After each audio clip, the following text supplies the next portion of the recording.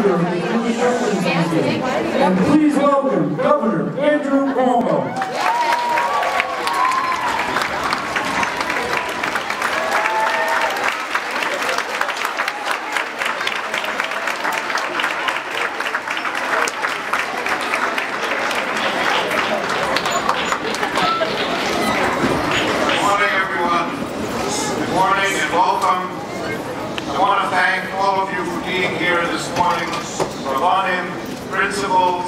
Teachers, parents, and most importantly, all of the wonderful students who are here this morning.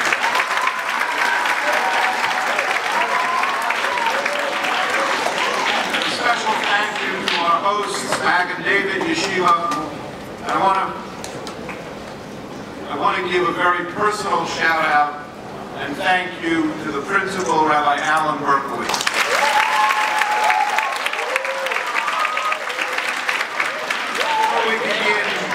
Acknowledge the presence here this morning of the Lieutenant Governor of the State of New York, Kathy Hochul,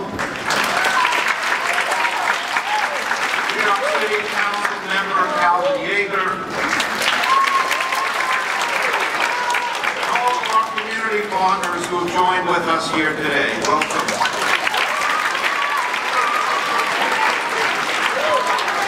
We have a very, very special guest here today. Governor Andrew Cuomo.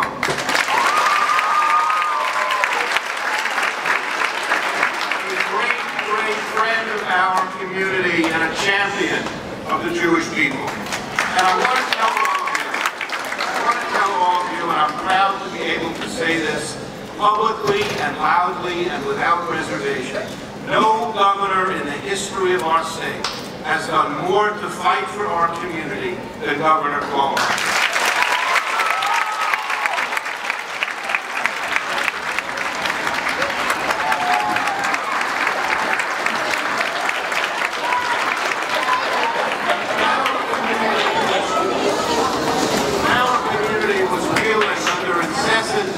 Activities. The governor signed an executive order aimed at the BDS movement, and with the stroke of a pen, he made a simple, clear, and courageous statement. If you boycott Israel, New York will not do business with you.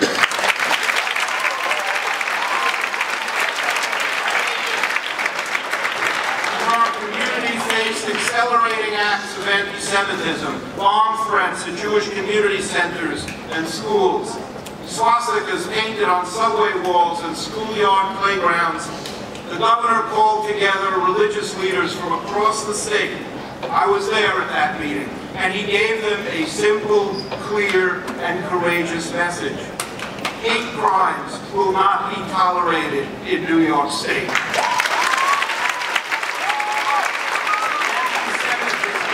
Will not be tolerated in New York State. And I want to tell you all something, because when the governor says that something is not going to happen, it's not just words. Last year, at the governor's urging and as a result of his leadership, New York State allocated $25 million to be used for school security for non-public schools and other non-profit institutions. We all know from recent tragic events how important school security is. And last year, the governor led the fight for New York State to become the first state in the history of our country to fund science, math, and technology education in every school in the state, including our yeshiva, so that every student, whether they were in public school or private school or parochial school, every student would have access to a quality education and be able to join a tech-savvy, well-educated workforce. The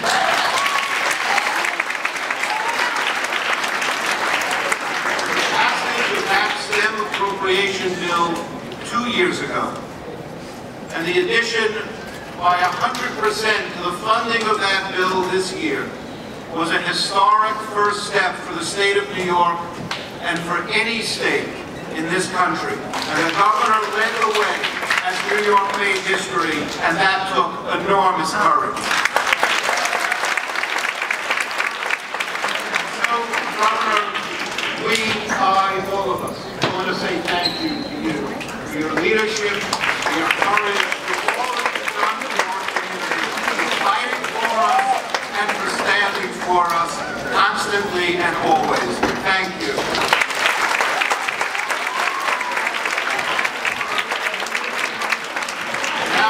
Great pleasure to welcome another inspiring voice for safety and security for our schools and institutions, the co-founder of the Jewish Children's Museum, Mrs. Devorah Halberstam.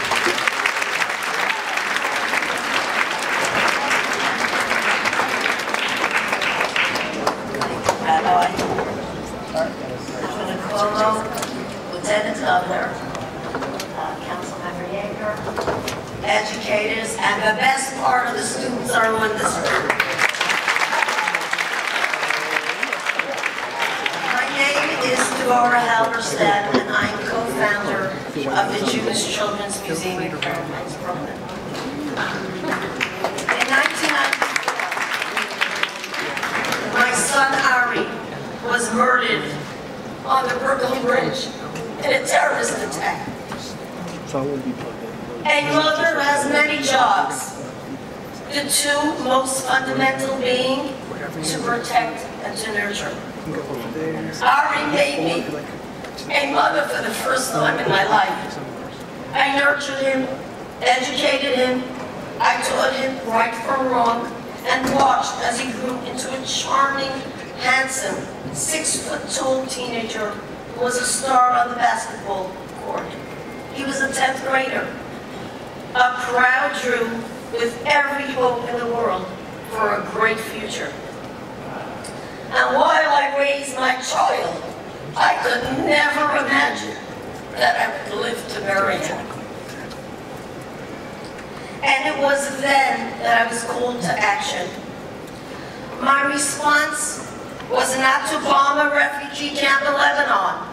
It was to sound the alarm right here in America, in New York City and around the world, that terrorism is here, whether we call it that or not. That terrorists live by no laws, that we are all fair game, that their targets are men, women, and children, that they will use any deadly weapon in any form to have the world capitulate to the nefarious goals. And my response was the core of Jewish tradition, the values and morals that I have been taught, that is the essence of Judaism, to build and create when they destroy, to survive when they try to snuff us out. I have since dedicated my life to promoting peace, fighting anti-terror, anti-Semitism, and hatred in all its forms. And in 2005, we opened the doors to the Jewish Children's Museum in Arvington to pursue understanding of the Jewish culture through education. Last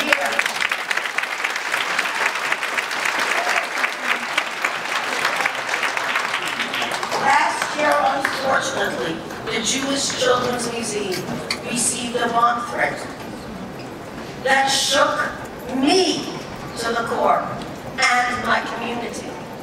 That phone call was the PTSD in me that woke up and I sprang into action. And although the threat was unfounded ultimately, it still was a threat. And that day was very, very painful and a stark reminder that hatred is out there. Now, our sages have taught us that we must give thanks. And now I have to turn to my governor. And I don't want to read from this toilet paper when I say this. I can remember that day a year ago, almost to the T, when I called the governor. And this is a governor who is the king. He is over 20 million people in the state of New York, my dear friends. Not just one, not just my community, many communities with all kinds of needs. And within 45 minutes, he was there. He showed up.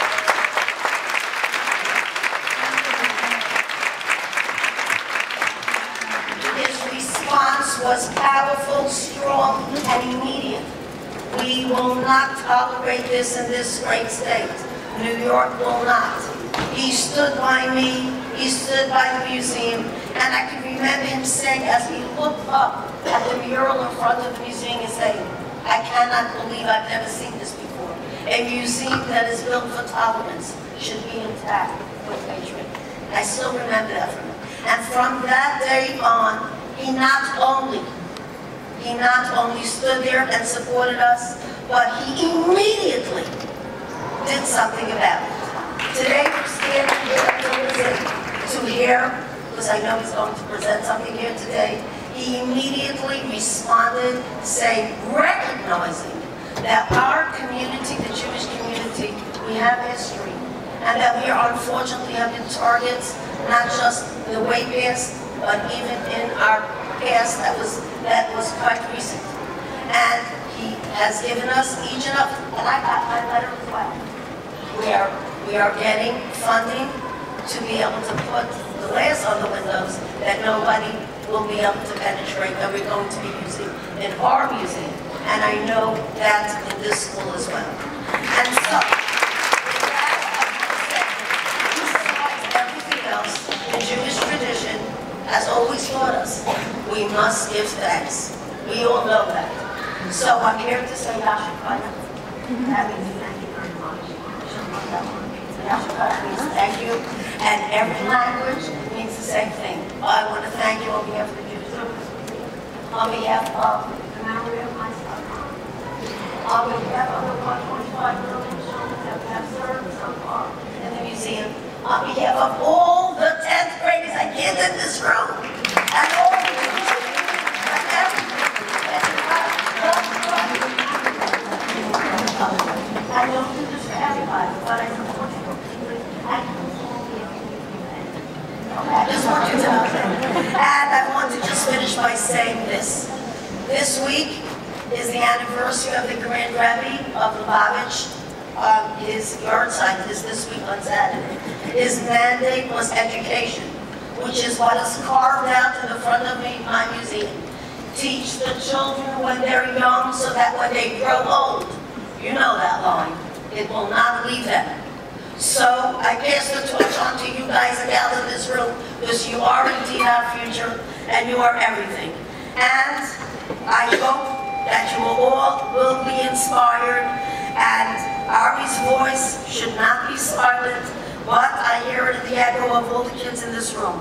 A mother's work is never done, and so I will continue to stay on track for the sake of our children, of the world, and the future of America and New York City, and the preservation of civilization. Today I believe with all my heart that Ari is rejoicing in heaven and finally find eternal peace. God has a plan, and God is on our side, and God bless you, and God bless the governor of the New York State. And with that, I want to introduce, it is my pleasure to introduce the 56th governor of the state of New York, Andrew Cuomo.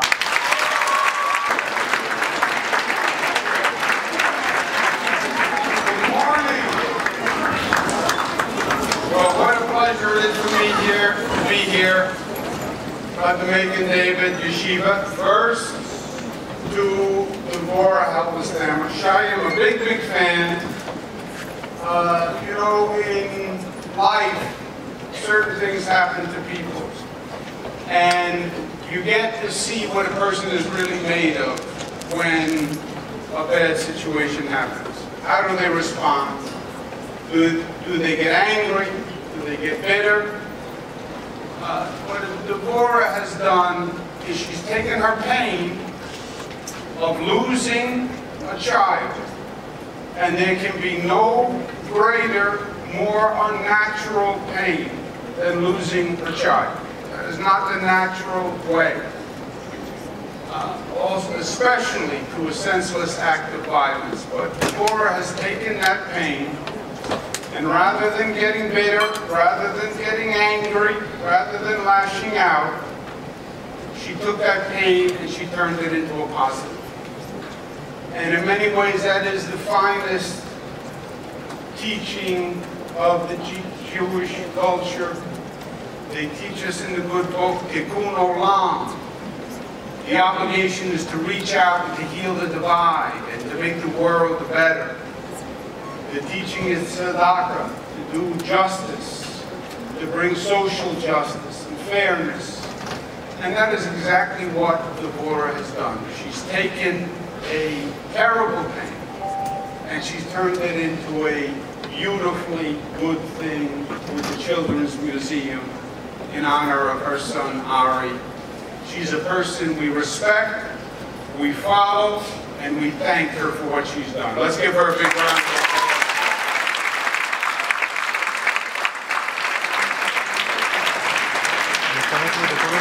Alan Fagan and the Orthodox Union, we do a lot of work together. In Italian, we would call Alan a mensch. He is, yes, it was Italian first, mensch, and it was appropriated along the way. But Alan is a great advocate. He's a brilliant man. He's always fighting for the Jewish people, and he's always winning. Let's give Alan Fagan a big round of applause.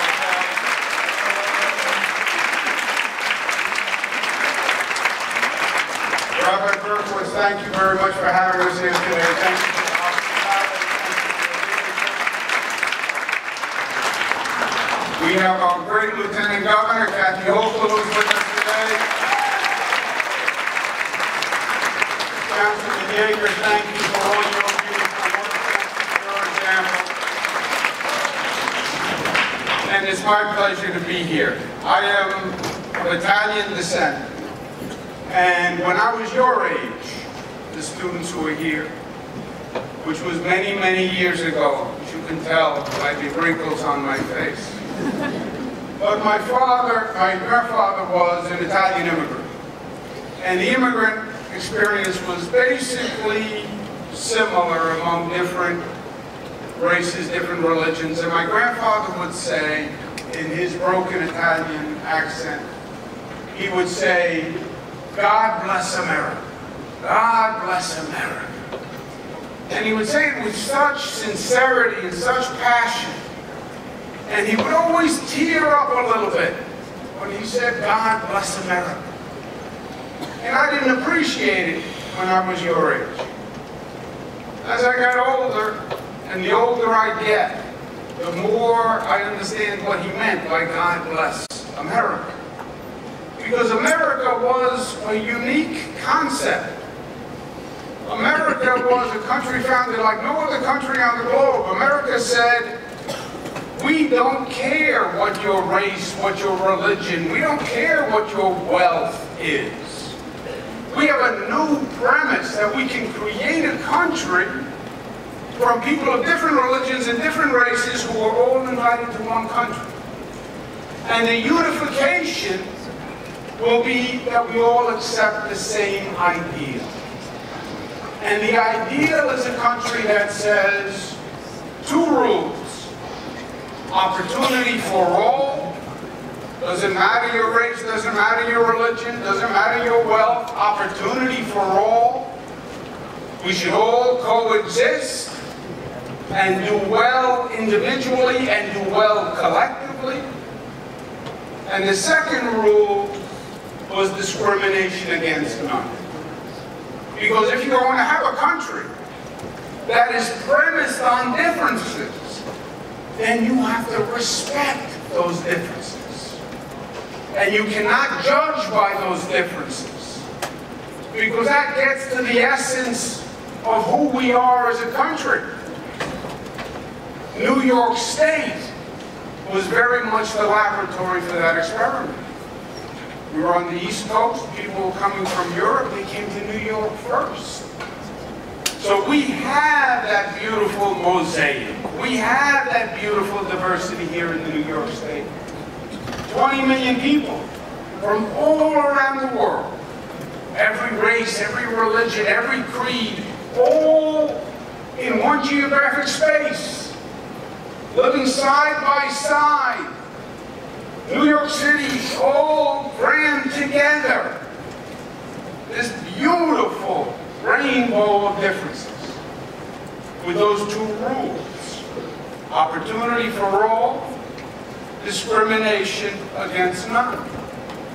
Now, managing those differences is hard. Why?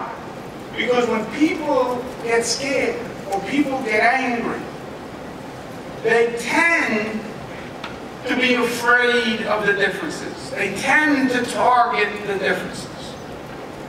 And that's what we're seeing now today in society. These are challenging times. We are on many levels. And we are seeing more anger, more negativity among the differences in this country. The ADL said that between 2016 and 2017, a 60% increase in anti-Semitic activity. 60% increase.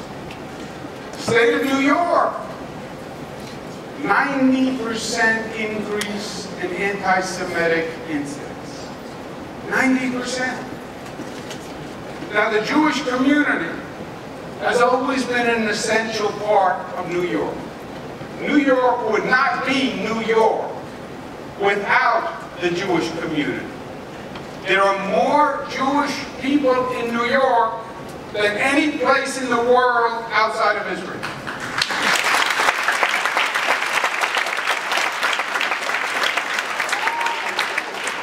And it goes back to the founding of New York. Emma Lazarus, the great poem on the Statue of Liberty, was written by a Jewish woman. That's how far back our history goes. It is inextricably linked. Our culture as New Yorkers is influenced heavily by the Jewish culture. We grew up together, we went to school together. That friendship, those bonds, make us who we are. I have 3 sisters. 2 of my 3 sisters married men of the Jewish faith. The 3rd one married a person from whose people were from Ireland. None of them married an Italian man, which has raised significant questions in my household. Why wouldn't you marry an Italian? I blame it all on my brother. But that is how close we are. Those are the connections that we have. Why are the times so challenging? Well, you have a number of different things coming together. The Vora's point about terrorism is very real. We see international tensions. Israel is our ally in the Middle East, and we're proud to stand for Israel.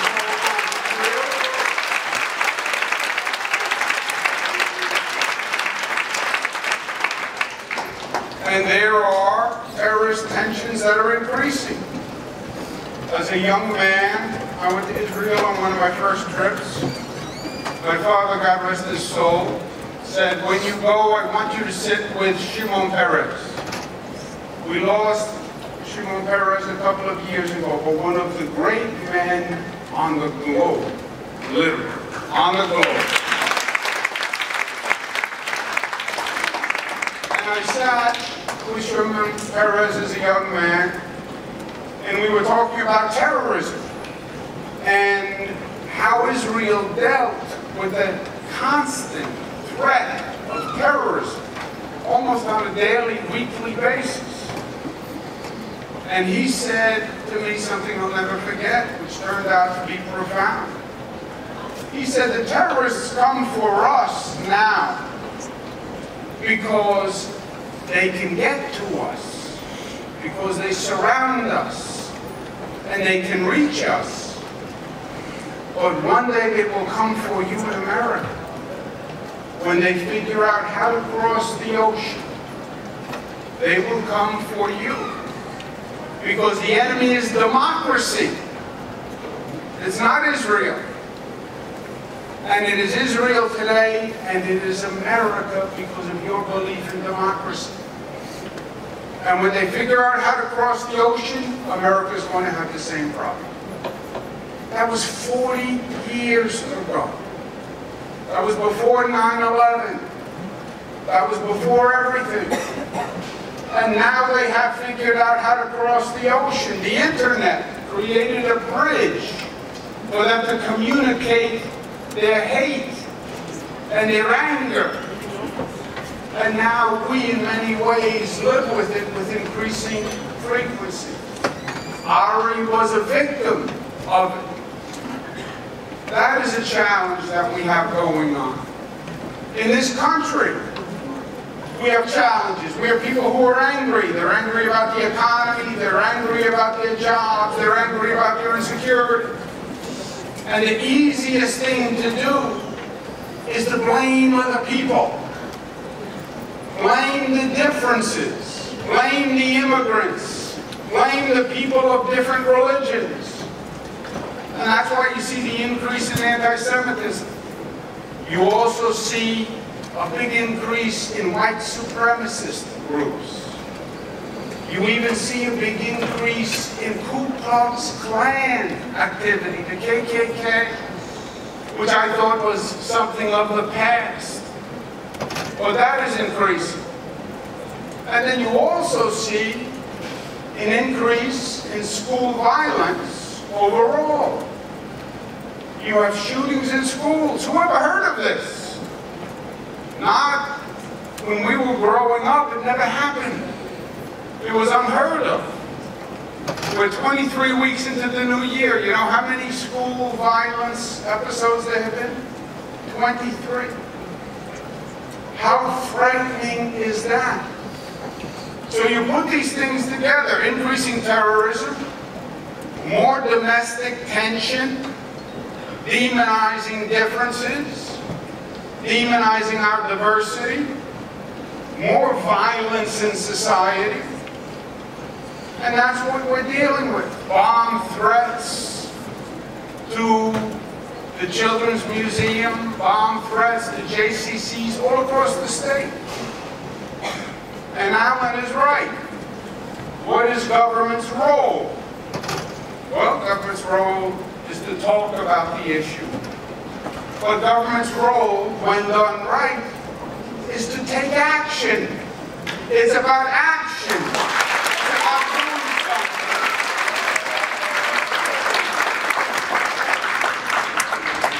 I mentioned my grandfather. I was named for him. He was my father's father. The Italian tradition is you name for a living person. He was Andrea, my name is Andrew. Before my father was in politics, when a politician would come on TV and would be talking on TV, my grandfather would go like this. And I said to him, Grandpa, what is that?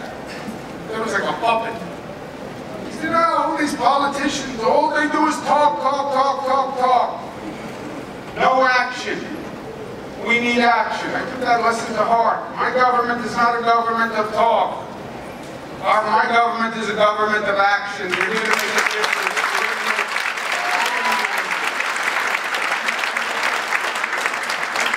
We're here to improve things. So yes, I say, New York is the state that is going to stand up against bigotry, against discrimination, against intolerance. It is anti-American. We will have no part of it whatsoever. We will have no tolerance for it whatsoever. But we're not just going to talk about it, we are going to act. We have put together a special unit in the police to investigate any hate crime that happens in the state of New York. We are going to find out who did it. From the smallest incident where a swastika is painted somewhere, we want to know why and who and how, and we're going to punish the person who did it. There is zero tolerance. We just have to ensure that our schools are safe and that our schools are sanctuary. And every student soon when they come to school, they should know they are in a safe place.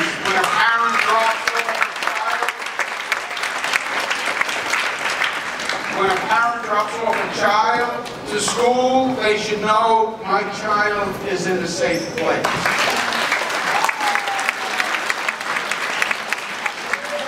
And we know that religious schools have been targeted. We know that there have been threats.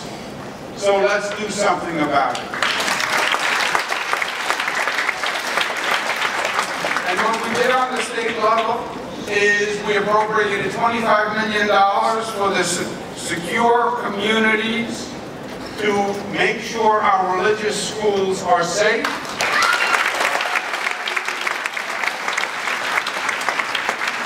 And today we are proud to announce that we're going to award $5 million to 80 facilities in Brooklyn for the additional security equipment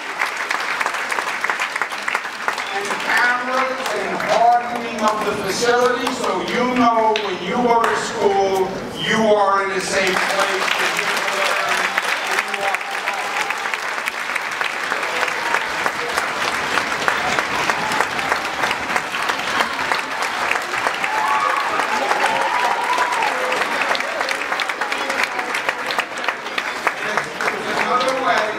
Another way of showing that New York State has zero tolerance for anti-Semitism or racism or any activity, negative activity based on a person's race, color, creed.